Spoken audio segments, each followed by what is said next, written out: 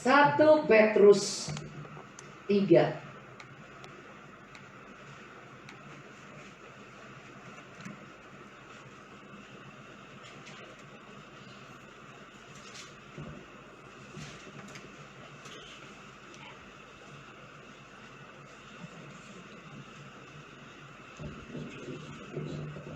Iya, saya baca di sini dari ayat 8. Dan akhirnya kasih dan damai. Hendaklah kamu semua seia sekata, seperasaan, mengasihi saudara-saudara, penyayang dan rendah hati. Dan janganlah membalas kejahatan dengan kejahatan atau caci maki dengan caci maki. Tetapi sebaiknya hendaklah kamu memberkati. Karena untuk itulah kamu dipanggil, yaitu untuk memperoleh berkat. Saudara, sebelum Yesus mengembuskan nafas yang terakhir, dia berkata doa yang sangat luar biasa. Di atas kayu salib dalam penderitaan, dia mengucapkan doa, Bapa,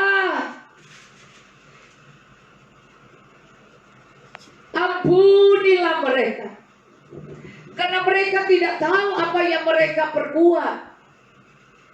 Saudara, kita seringkali menilai orang dengan sikap perbuatan mereka yang jahat. Kita tidak melihat kebaikannya. Mungkin cuma 1 kali dia menyinggung perasaan kita, tapi mungkin 10, 100, 1000 kali dia berbuat baik pada kita. Kita tidak memperhitungkan kebaikannya. Hanya 1 kali saja mungkin dia berbicara keseleo lidah. Ya kan, orang bilang, iya, dia tiba-tiba ngomong yang menyinggung hatimu. Mungkin dia nggak sadar, tetapi perbuatan baiknya dia serempak saat itu hapus oleh dirimu, menghapuskannya sendiri. Saudara,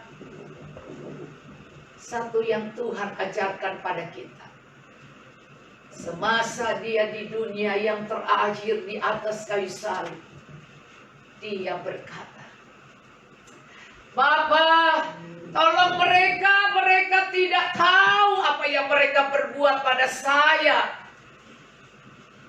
Saudara, satu doa yang sangat keluar dari orang yang punya hati.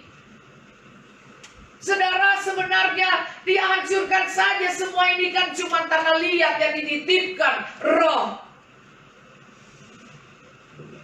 Tetapi Yesus mengasihi debu tanah liat ini. Dia mengasihi Anda dan saya.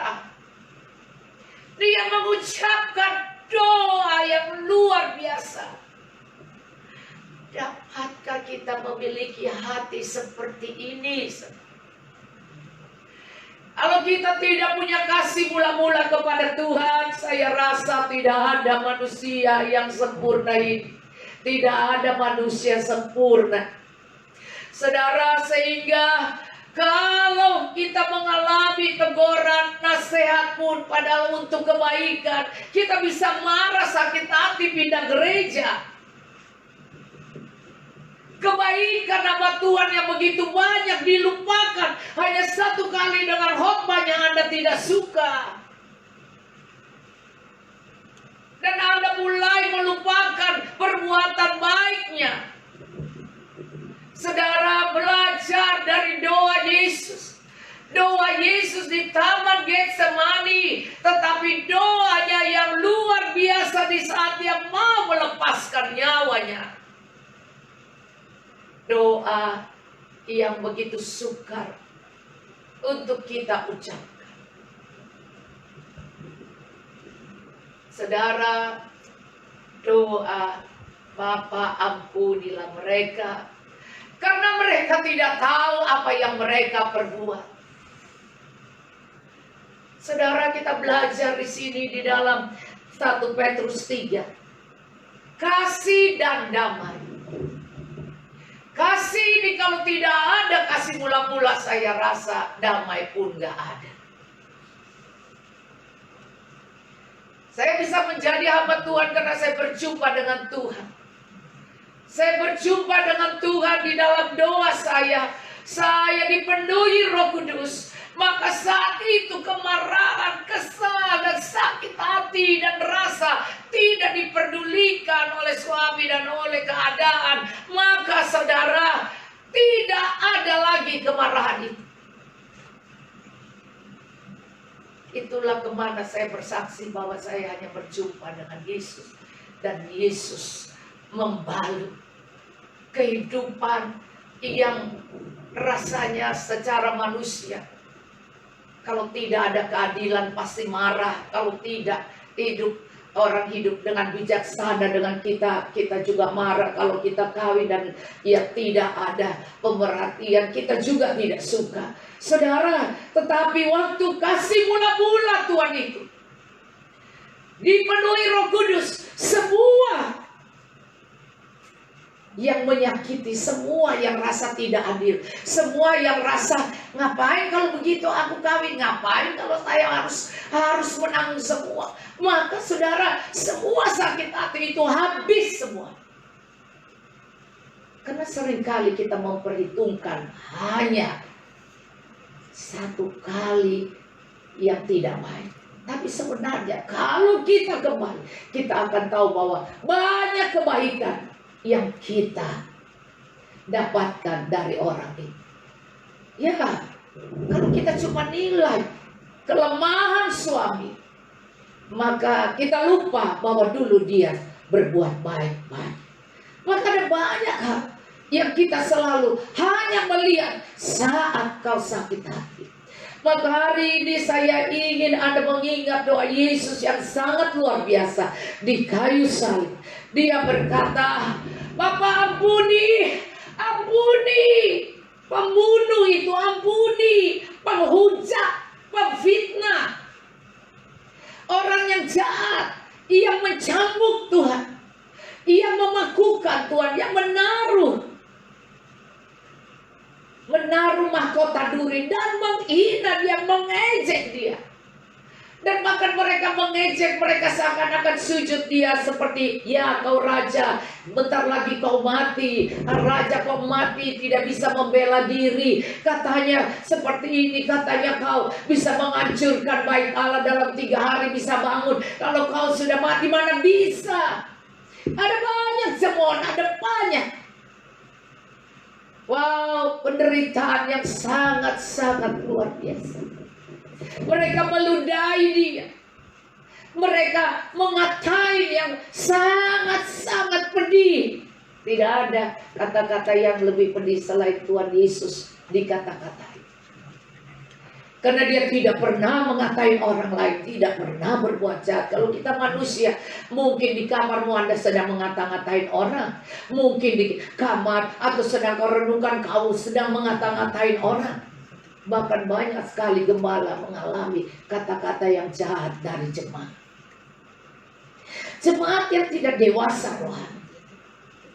Bahkan juga seperti itu. Mungkin gembala juga memikirkan yang tidak baik tentang jemaat. Dan kemudian ia sebel. Nah, semua banyak terjadi. Dan banyak ada hal-hal yang tidak baik. Tapi hari ini kita belajar bahwa di dalam kita tinggal di dalam rumah. Ini judulnya sebenarnya hidup bersama suami istri. Tapi kemudian diteruskan dengan ayat 8. Kasih dan damai. Di dalam hidup kita diizinkan, kita tidak bisa keluar. Maka di dalam rumah Anda Tuhan inginkan kasih dan damai. Dalam rumah, dalam keluarga ini, pulihkan, pemulihan dalam keluarga Tuhan inginkan, saudara. Dan saya melihat hanya kasih mula-mula. Karena saya mendapatkan urapan Roh Kudus. Saat saya dipenuhi urapan Roh Kudus, saya tidak pernah lagi merasa sebel dan marah, saudara. Karena itu 33 tahun yang lalu. Oh, 35 tahun. Iya, lebih kali saudara ya. 38 tahun. Saya dipenuhi Roh Kudus, anak saya baru 2. Anak 2. Saya dipenuhi Roh Kudus luar biasa. Dan itulah saya mengalami pemulihan dengan Tuhan. Maka semua Masalah rumah tangga, masalah keluarga, masalah apa saja, masalah keuangan, masalah, iya, semua hilang, saudara. Maka Tuhan inginkan kembalinya kasih mula-mula. Kembalinya kasih mula-mula. Maka saya membaca ini. Dikatakan di sini,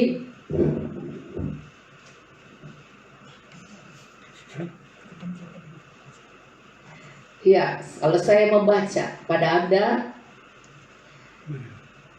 sebenarnya ayat 7 begini, demikian juga kamu hai suami-suami, hiduplah bijaksana dengan istrimu, sebagaimana kamu sebagai kaum yang lebih lemah. Hormati mereka sebagai teman pewaris dari kasih karunia, yaitu kehidupan, supaya doamu jangan terhalang. Kehidupan, kasih karunia adalah kalau keluarga saling mengasihi, saling memposisikan dirinya dengan benar, maka kita akan lihat betapa indahnya keluarga ini akan dipulihkan. Tidak ada yang merasa gara-gara gua nih, gara-gara lu nih, gara-gara ini. Tidak ada lagi, saudara. Maka semua akan saling menopang dan menolong. Sebab itu di sini dikatakan, dan akhirnya supaya doa kita tidak terhalang, saudara. Maka di sini dikatakan, dan akhirnya hendaklah kamu semua seia sekata, seperasaan, mengasihi saudara-saudara, penyayang dan rendah hati, dan jangan membalas kejahatan dengan kejahatan atau caci maki dengan caci maki, tetapi sebaliknya hendaklah kamu memberkati, karena untuk itulah kamu dipanggil, yaitu untuk memperoleh berkat. Saudara, dikatakan di sini, karena untuk itulah, saya melihat di ayat di sini di ayat yang 9. Tetapi sebaliknya hendaklah kamu memberkati, karena untuk itulah kamu dipanggil. Jadi saudara, kita harus mendoakan berkat. Kita tidak bisa kasih uang, kita kasih doa berkat. Kita tidak bisa bantu, kasih sesuatu, kita kasih doa berkat. Nah saudara, berkat itu bisa apa saja. Menaruh simpati, iya, mendengar orang itu, iya, cerita, kita memberi telinga kita, itu sudah menjadi sesuatu yang berkat. Dan kemudian di sini dikatakan, ya, iya, hendaklah kamu memberkati, karena untuk itulah kamu dipanggil. Jadi kita dipanggil hidup menjadi contoh seperti Yesus. Iya, karena kita pengikut Yesus. Yesus memberkati, kita memberkati sampai napas terakhir. Yesus di atas kayu salib mendoakan pengampunan, saudara. Maka di sini dikatakan, ia memberkati karena untuk itulah kamu dipanggil, yaitu untuk memperoleh berkat. Untuk memberkati, untuk memperoleh berkat. Memberkati untuk memperoleh berkat. Saya percaya semua akan diberkati. Dan kemudian siapa yang mau mencintai hidup, dia mau melihat hari-hari baik, dia harus menjaga lidahnya terhadap yang jahat, dan bibirnya terhadap ucapan-ucapan yang menipu. Jadi jangan percaya pada bibirmu kalau cepat-cepat ngomong tanpa berpikir. Iya, sebab itu saya baca 1 Korintus 10:23 dikatakan, saudara, ya, kita ini harus, ya, dikatakan segala sesuatu. Saya suka di 1 Korintus 10:23. Segala sesuatu diperbolehkan, benar, tetapi bukan segala sesuatu berguna. Segala sesuatu diperbolehkan, benar, tapi bukan segala sesuatu membangun. Jadi yang harus kau jaga perkataanmu adalah sesuai firman gak? Penuh kasih gak? Punya kelembutan gak? Di dalamnya ada kesabaran gak? Di dalam ada penguasaan diri gak? Di dalamnya tidak ada fitnah. Di dalamnya tidak ada hal menuduh, menghakimi, atau menjelekan, atau mentertawakan orang itu. Saudara, ada banyak orang tanpa sadar mentertawakan orang, dan kemudian mereka marah waktu dibilang kita nggak boleh, harus saling mengasihi. Jangan sampai kita membuat lelucon orang-orang dan menyakiti, dan kemudian mereka marah bahwa, wah, ini menyinggung. Saudara sebenarnya harus mengerti bahwa kasih dan damai ini ada bagian-bagiannya. Ya, maka di sini harus sesuatu yang benar, benar, bukan hoax, bukan fitnah, bukan yang menjelekan. Kalau hal menjelekan itu tidak berguna, tidak usah diucapkan. Sebab itu di sini dikatakan semua yang kau tahu itu benar, oke, benar, tapi benar yang benar adalah sesuai firman yang dikatakan oleh Tuhan. Maka di sini dikatakan benar dalam kebenaran itu, tapi bukan segala sesuatu yang Anda rasa itu benar. Lah kan saya tahu bahwa dia bersinah, tapi itu tidak perlu untuk diceritain kemana-mana. Itu nggak benar kalau kita menceritakan kejahatan orang. Maka sebab itu di sini dikatakan karena itu bukan urusan kita. Maka di sini kita katakan bukan segala sesuatu berguna. Harus lihat berguna nggak? Saya nanti berguna nggak bagi saya dan bagi orang itu berdampak. Nah, yang ketiga dikatakan segala sesuatu diperbolehkan benar, tapi bukan segala sesuatu itu membangun. Jadi harus punya dasar benar, terus berguna nggak? Setelah itu diseleksi lagi, membangun nggak? Saudara, yang paling indah kalau dapat membangun iman orang. Sebab itu firman Tuhan harus didasarkan di dalam kehidupan kita, pembicaraan kita, pergaulan kita, iya, sikap kita. Iya, kalau kita ketemu orang atau WhatsApp, kita periksa dong. Jangan hanya curhat, tetapi kemudian itu adalah hal yang membuat orang tersiar. Oh, orang itu kan begini, orang begitu. Maka kita harus hati-hati, saudara. Untuk membagi WhatsApp itu bagus, tapi kalau Anda tidak periksa dengan baik, Anda sedang mengelola sesuatu yang akan berdampak yang lebih parah. Nah, sebab itu hati-hati. Maka kita harus lihat di sini, kita harus pilih yang mana. Kalau itu membangun, barulah kau bagikan. Saya selalu membaca dan saya suka baca renungan. Saya suka baca di grup banyak sekali. Tapi kalau saya mau share ke orang, ke grup yang lain, saya seleksi dulu. Berguna nggak? Kalau mereka bilang, ya ilah yang begini dikirim-kirim ke gua malas nih, ya kan? Bikin penuh-penuh grup gua, penuh WhatsApp gua. Ya ilah, kalau Anda tahu ini sudah di mana-mana, nggak perlu. Kalau cuma hanya sekedar saja, nggak perlu.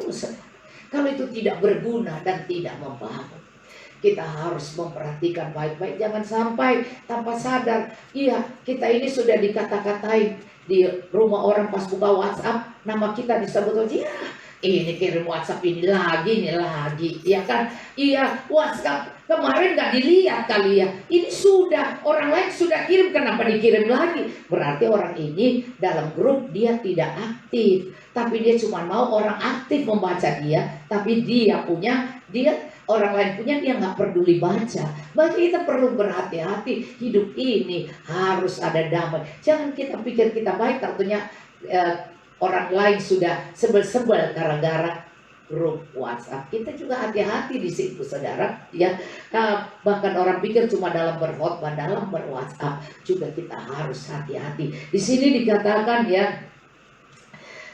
kita sebenarnya diinginkan untuk memperoleh berkat. Siapa yang mau mencintai hidup, dia mau melihat hari-hari baik, dia harus menjaga lidahnya terhadap yang jahat dan bibirnya terhadap ucapan yang menipu. Kalau cuma hoax, kita nggak usah disebarkan, ya kan? Dia harus menjauhi yang jahat dan melakukan yang baik. Dia harus mencari perdamaian dan berusaha mendapatkannya. Sebab mata Tuhan tertuju kepada orang-orang benar. Sebab Tuhan melihat nih orang-orang Kristen nih, umat Tuhan yang mengaku orang benar, yang ditebus dengan kuasa darah Yesus. Maka dikatakan di sini, dan telinganya kepada permohonan mereka minta tolong. Jadi mata Tuhan tertuju kepada para Anda yang suka berdoa mencurahkan isi hatimu pada Tuhan. Kalau cuma share yang hoax atau yang tidak penting-penting, saudara, Anda tidak perlu, karena Anda tahu bahwa kalau tidak diseleksi benar di rumah orang, sedang ngata-ngatain, ya ngirim ini lagi, bikin penuh. Maka saudara, Anda harus juga berjaga-jaga untuk ini. Tetapi lebih baik lagi kalau Anda membaca renungan-renungan. Dan biarlah Tuhan melihat kau sedang membaca renungan yang indah itu. Dan kemudian kau dibangkitkan. Imanmu jadi itu sangat berguna. Maka iman orang dibangunkan. Saya suka saudara, setiap hari saya baca itu renungan semua di grup begitu banyak. Dan saya selalu membaca renungan. Dan renungan itu saya tahu mata Tuhan tertuju kepada kita. Mata Tuhan tertuju kepada orang benar. Yang tidak suka memfitnah, tidak suka nge-hoax, tidak suka yang ngata-ngatain orang, tidak suka cerita sombong, tidak suka berbicara yang tidak baik. Tetapi jadilah orang benar dan yang berguna dan yang membangun. Dan di sini dikatakan, maka mata Tuhan tertuju pada orang benar dan telinganya kepada permohonan mereka yang minta tolong. Tetapi wajah Tuhan menentang orang-orang yang berbuat jahat. Saudara, saya melihat lagi di dalam 1 Petrus 3 ini. Anda perhatikan. Menderita dengan sabar. Dan siapakah yang akan berbuat jahat terhadap kamu jika kamu rajin berbuat baik? Maka ingat baik-baik. Hal yang kedua, rajin berbuat baik. Hal yang pertama, jaga lidah, jaga kehidupan, jaga cara yang cara kita berbicara itu bukan hanya kita ngomong dengan orang, tetapi waktu WhatsApp Anda itu sedang bicara. Tapi yang kedua, Anda lihat ya, siapa yang akan berbuat jahat kamu jika kamu rajin berbuat baik. Tapi sekalipun kamu harus menderita juga karena kebenaran. Karena Anda orang benar juga bisa menderita.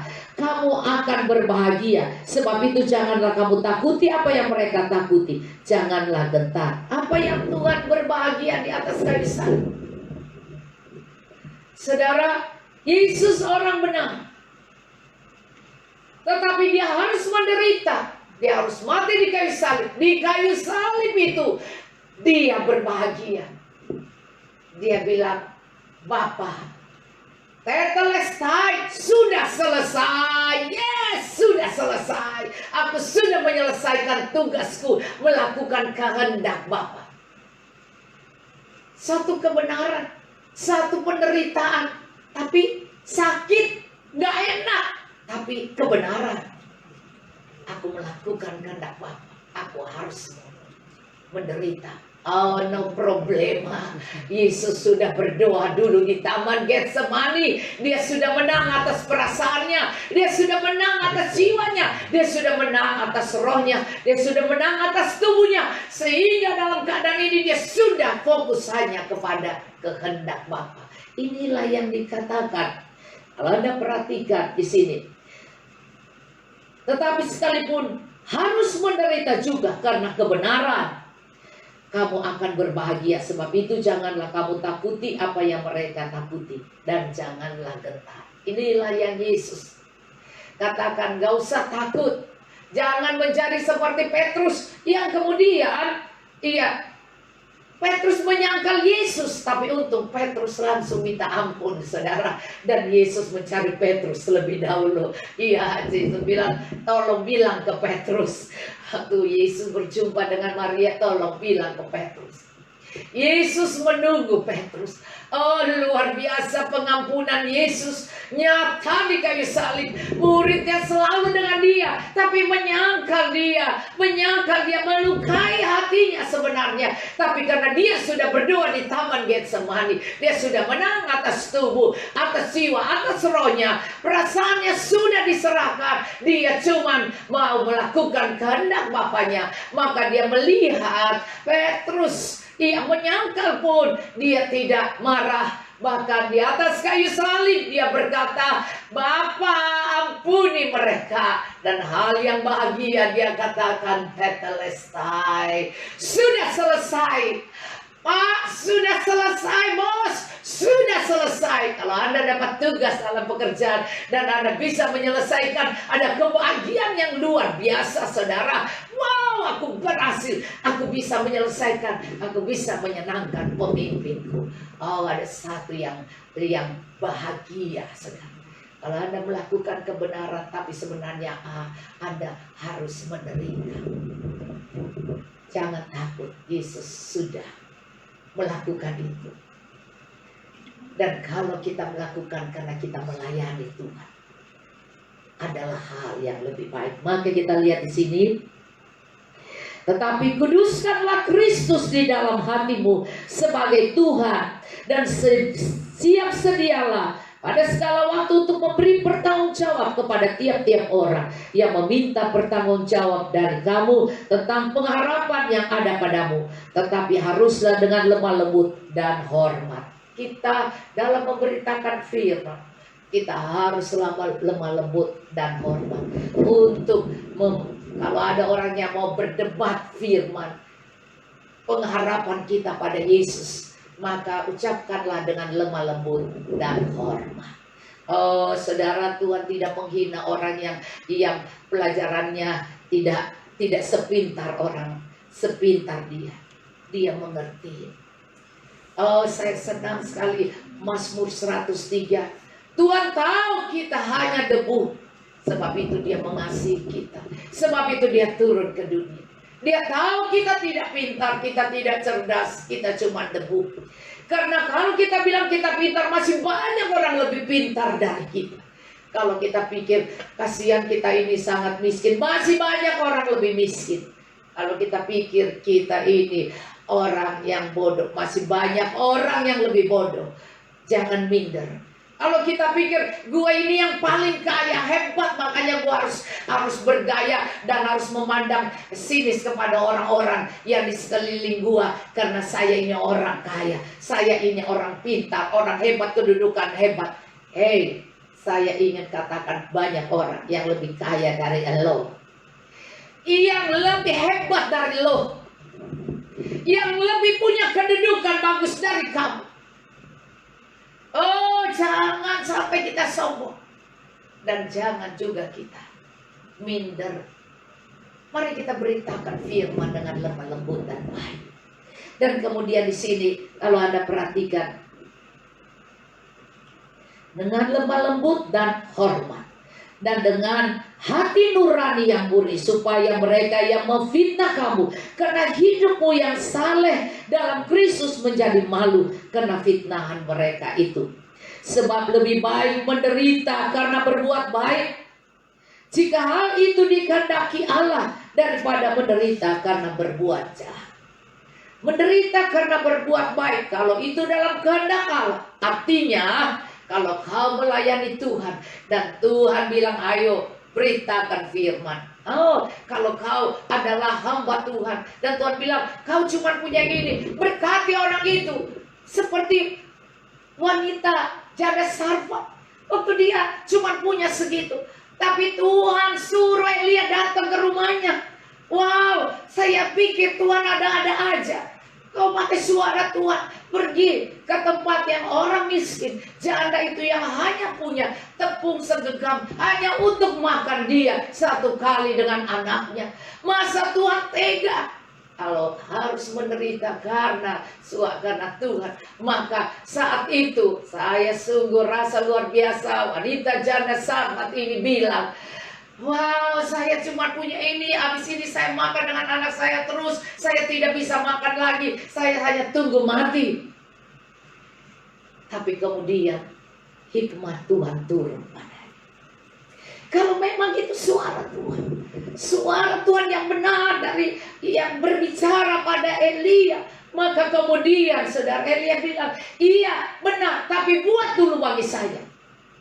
Iman kita sedang diuji. Buat dulu bagi saya, baru bagi kamu. Ya, sedangkan ini cuma buat satu kali makan, dia mana bisa bagi pendeta dulu, bagi Nabi Elia dulu, baru bagi dia. Ya, Nabi Elia aja sudah gak cukup, apalagi bagi dia. Nah saudara, cuma bagi Elia aja, bagi dia dan anaknya itu menderita karena kebenaran. Kalau memang Tuhan yang suruh, maka saudara terbukti ternyata dia mendapatkan hikmat Tuhan. Ya, kalau gua makan, aku cuma berbuat baik buat saya. Tapi di situ saya mati juga. Tapi kalau saya mati dengan berbuat baik, adalah lebih baik. Yesus mati berbuat baik untuk kita seluruh dunia. Yesus bilang, ngapain gue hidup terus-terus? Ya, 120 tahun umur manusia. Habis itu seluruh dunia mati. Mendingan aku dulu mati, maka seluruh dunia diselamatkan. Tapi kemudian Yesus bangkit hari yang ketiga. Tapi kemudian apa yang dilakukan? Yesus, Tuhan yang bertanggung jawab, yang berbicara pada Elia, bertanggung jawab. Maka kemudian janda Safat mendapatkan hikmat Tuhan. Dan dia pikir, lebih baik aku mati dengan berbuat baik. Maka kemudian aku tidak ada ganjelan dengan pelit. Tidak ada ganjelan dengan tidak mempercayai suara Tuhan yang diucapkan oleh Nabi Elia. Saudara, tantangan loh. Ini luar biasa. Ini tantangan sekarang. Tapi dia bilang, lebih baik aku mati dengan berbuat baik. Nggak apa-apa. Dia hidup, tapi aku mati. Nggak apa-apa. Tapi aku sudah berbuat baik. Ini tidak mudah, saudara. Ini yang dikatakan menderita karena kebenaran. Tapi waktu dia melakukannya, dia tidak tahu ada mata Tuhan tertuju pada orang benar. Dan mata Tuhan melihat apa yang dilakukan janda Safat. Dan kemudian Elia mendoakan apa yang diberikan. Dan Tuhan memberkati, ingat 5 roti 2 ikan. Karena Tuhan yang perintah, maka walaupun sedikit, Tuhan angkat. Bapa, aku mengucap syukur. Berlatih diri bersyukur. Maka kemudian orang bisa makan dengan 5 roti 2 ikan. Makan semua. Bahkan ada sisa 12 bangku. Sekali lagi ada banyak hal yang menahan kita untuk diberkati karena kita tidak percaya bahwa Tuhan mampu. Kalau dalam kita berbuat baik, ingat mata Tuhan melihat orang benar. Dan doanya akan dijawab Tuhan. Nah, Anda perhatikan lagi di sini.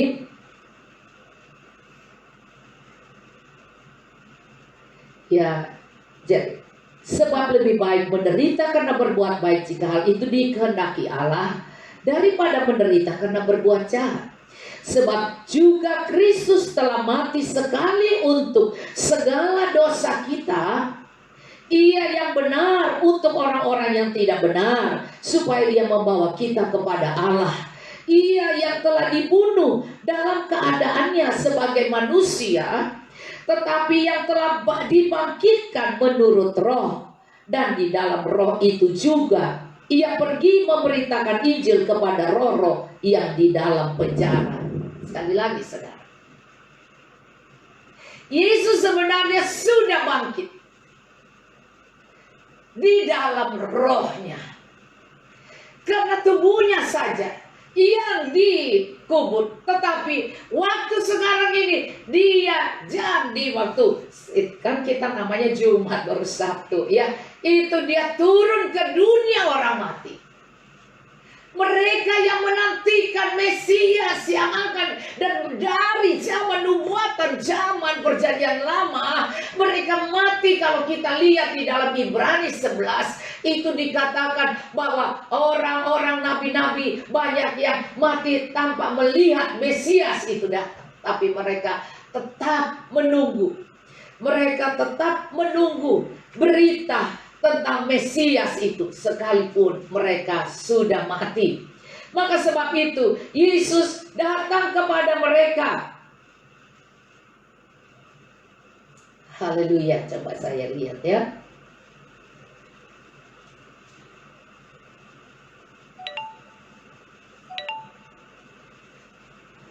Iya, di dalam saksi-saksi iman Ibrani 11. Begitu banyak, saudara, bahkan di ayat yang katakan nabi-nabi itu ya.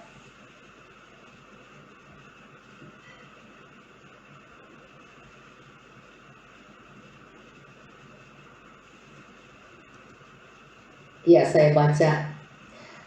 Karena kalau Anda baca semua ini, Anda akan menemukan betapa luar biasa orang yang punya iman pada Tuhan.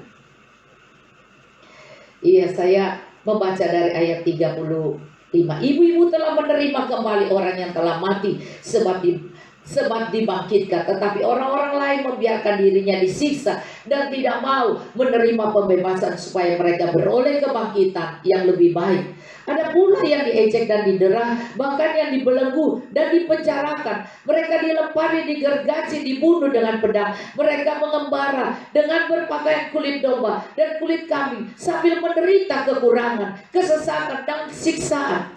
Dunia ini tidak layak bagi mereka. Mereka mengembara di padang gurun dan di pegunungan dan gua-gua dan di celah-celah gunung, dan mereka semua tidak memperoleh apa yang dijanjikan itu, sekalipun iman mereka telah memberikan kepada mereka satu kesaksian yang baik.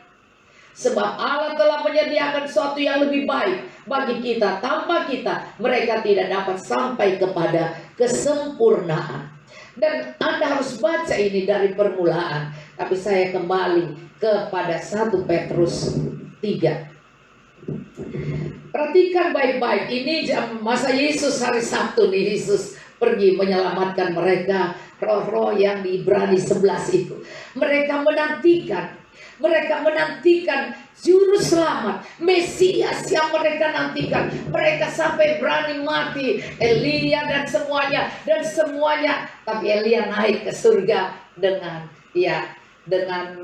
kereta, bukan kereta api, tapi kereta surga berapi. Nah, saudara, dan kalau kita perhatikan, nabi-nabi semua mereka dirajam, mereka mengalami Allah yang tidak enak seperti Stefanus dirajam, ya saudara, hanya karena Yesus. Dan semuanya untuk menantikan Mesias yang dikatakan juru selamat itu.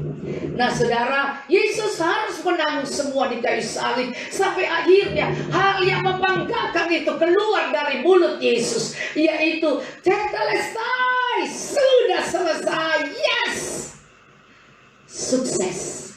Sampai di atas salib pun dia masih mengampuni. Maka itulah yang harus kita ikuti, ampuni mereka, sehingga mereka pun adalah bagian dari kerajaan surga. Ampuni, jangan ada yang Anda simpan kepahitan dan sakit. Pasca sudah memasuk hari Minggu kita, Yesus bangkit. Hari ini hari yang kita harus belajar untuk melepaskan semuanya, sehingga besok kita ikut bangkit. Maka inilah yang harus Anda lihat. Dikatakan yang telah dibangkitkan menurut roh, dibunuh dalam keadaannya sebagai manusia, hari Jumat itu, tetapi yang telah dibangkitkan menurut roh, dan di dalam roh itu ia juga pergi memberitakan Injil kepada roh-roh yang di dalam penjara, orang-orang yang sedang mengalami ketidakmampuan. Saya percaya yang sedang ada di tempat yang disediakan, yang dimana belum ada penghakiman, tapi mereka di sini akan, yang sejak perjanjian lama mereka terus menantikan Mesias janji itu, yaitu pada roh-roh mereka yang dahulu pada waktu Nuh ini tidak taat kepada Allah. Ketika Allah tetap menanti dengan sabar waktu Nuh sedang mempersiapkan bahtera, di mana hanya sedikit, yaitu 8 orang yang diselamatkan oleh air bah itu. Ternyata Tuhan masih beri kesempatan mereka. Nah, juga kamu sekarang diselamatkan oleh kiasannya, yaitu baptisan. Baptisan ada baptisan air, baptisan api, baptisan Roh Kudus. Baptisan air, baptisan Roh Kudus, baptisan api. Sekarang ini ada kesengsaraan, orang-orang harus berani, Maksudnya bukan untuk membersihkan kenajisan jasmani, melainkan untuk memohonkan hati nurani yang baik kepada Allah oleh kebangkitan Yesus Kristus. Besok kita merayakan kebangkitan Yesus Kristus. Hari ini kita periksa batin kita, hati nurani kita. Sudahkah kita sudah dibaptis selam, sudah dibaptis tinggal? Apakah hati kita? Apakah cuma luar kita yang basah tapi hati kita tidak? Masih menyimpan hal yang tidak baik. Ingat, hari ini kita sebentar lagi mengalami perayaan kebangkitan Yesus. Maka di sini dikatakan, biarlah malam ini kita memohon terus hati nurani yang baik, memohon hati nurani yang baik kepada Allah oleh kebangkitan Yesus Kristus yang duduk di sebelah kanan Allah setelah Ia naik ke surga, sesudah segala malaikat kuasa dan kekuatan ditaklukkan kepadanya. Puji Tuhan, saudara. 1 Petrus 4 ayat 7 dikatakan apa? Kesudahan segala sesuatu sudah dekat. Makanya ayo kita menjadi orang yang hidup damai, penuh kasih dan damai satu dengan lain. Dan kemudian kalau toh kita harus menderita karena kita berbuat baik, jangan takut. Mata Tuhan melihat kita. Dia akan menilai kita sebagai orang yang namanya tercatat di surga. Dan kalau janda Safat itu diberkati dan tidak ia pernah kekurangan sampai mujizat itu dia lihat bahwa wow, ternyata besok masih ada lagi, besok masih ada lagi. Sampai masa lockdown itu, sampai masa kesusahan itu, dia masih diberkati. Dan ternyata yang orang pikir dia mau mati, enggak, menderita karena berbuat baik, tidak akan menderita lagi, tidak akan merasa takut. Tidak usah takut karena Yesus ada menyertai kita. Dia bisa melakukan mujizatnya tanpa kau pikirkan. Dia mengadakan terus dan terus. Lebih luar biasa. Saya ingin mengakhirinya dengan ini. Kesudahan sudah, segala sesuatu sudah dekat. Karena itu kuasai diri, jangan cepat marah, kuasai dirimu. Dan jadilah tenang, jangan cepat marah, tersinggung dan rasa nggak mampu dan rasa kecewa dan rasa iri hati dan rasa persaingan dan segala rasa yang buruk itu. Yang buah kedagingan itu buang semua, roh dunia buang. Semua buang yang pakai perasaan dan semua yang hanya untuk kebanggaan pribadi, buang semua. Tuhan izinkan virus corona ini datang untuk supaya kita memperbaiki kehidupan rumah tangga, kehidupan sesama, kehidupan gereja, kehidupan satu negara, dan kehidupan dalam lingkungan. Karena kesudahan segala satu sudah dekat. Kuasai diri, jangan cepat ngomel, jangan cepat marah, jangan cepat nyakitin satu dengan lain. Dikatakan kuasai dirimu, jadilah tenang supaya kamu dapat berdoa. Saudara, tiap malam ikutilah doa kami. Kami menyanyi sebenarnya hanya membawa Anda untuk bisa berdoa, untuk melakukan lagu doa. Saya percaya yang ikut Anda diberkati.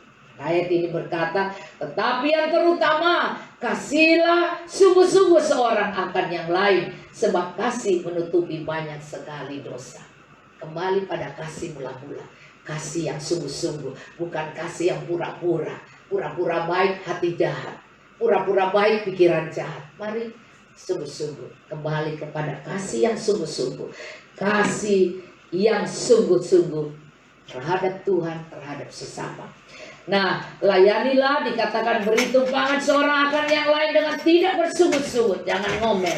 Layanilah seorang akan lain sesuai dengan karunia yang telah diperoleh tiap orang sesuai pengurus yang baik dari kasih karunia Allah. Selama kita mengalami saat ini, jadilah orang seperti talenta Anda, lakukanlah dengan baik. Talenta saya menyanyi, saya memberkati Anda dengan menyanyi walaupun tidak sebaik penyanyi, tapi saya suka menyembah. Bahkan di sini dikatakan untuk hidup kasih dan damai, hidup orang Kristen inilah saudara, layani seorang akan yang lain sesuai dengan karunia yang telah diperoleh tiap orang sebagai pengurus yang baik dari kasih karunia Allah. Jika ada orang yang berbicara, baiklah ia berbicara sebagai orang yang menyampaikan firman Allah. Jika ada orang yang melayani, baiklah ia melakukannya dengan kekuatan yang dianugerahkan Allah, supaya Allah dimuliakan dalam segala sesuatu, karena Yesus Kristus ialah yang mempunyai kemuliaan dan kuasa sampai selama-lamanya. Amin.